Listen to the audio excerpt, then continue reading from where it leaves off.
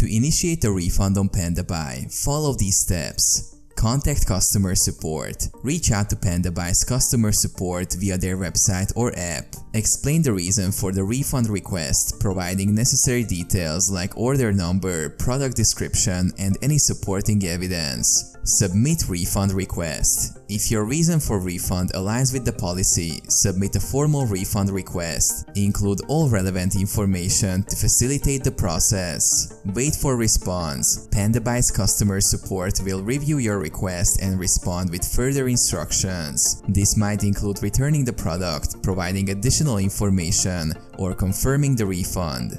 Return the product. If required, follow the instructions for returning the product. Ensure it's in the same condition as received. Confirmation. Once the return is received and inspected, Pandabuy will confirm the refund amount and process it. The time it takes for the refund to reflect in your account depends on the payment method used.